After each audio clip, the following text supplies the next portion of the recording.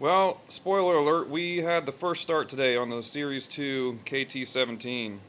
But before we go show you that, let's walk through some things that happened along the way. Um, this morning I came out and I realized I hadn't checked to make sure that the valve springs were in their proper orientation on either side. Now these are progressive rate or progressive coil wound springs. And when you look at the factory data, they actually say, the springs with the closed coils should be towards the cylinder head. So since I didn't remember checking that, I kind of had a funky day yesterday. So since I didn't remember it, I pulled off the cylinder head we had installed, pulled the valves, checked everything. I actually was able to get the springs out without taking the intake valves out, so I didn't bust the valve stem seals, so that was nice. And put it all back together. That was all good. We went through the fact that we got all the lash set already yesterday, so the lash was already set.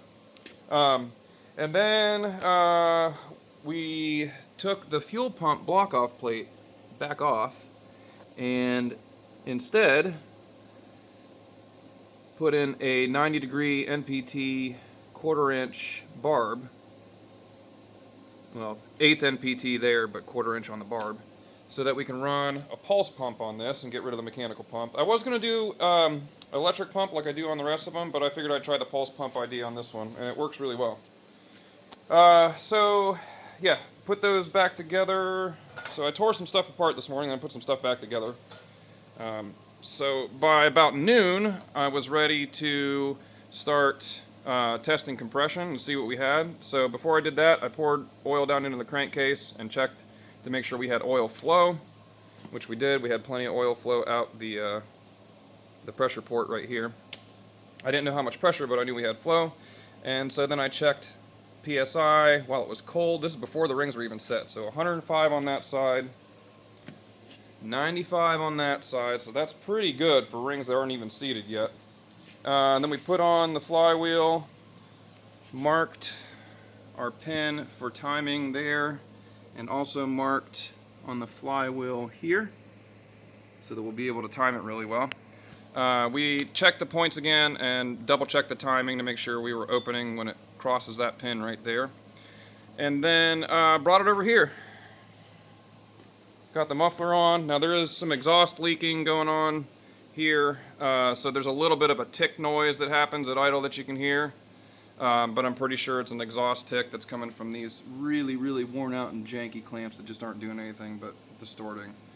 And yeah, the PTO went on just because it was on before the muffler, so I did that.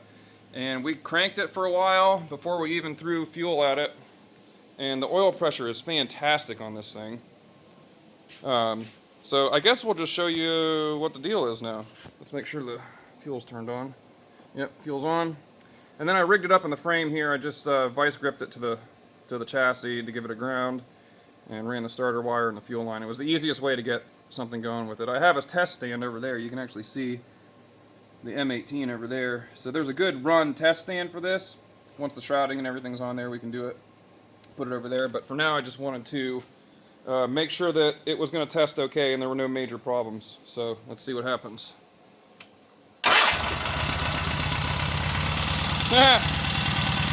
Pops right off, dude. Really nice.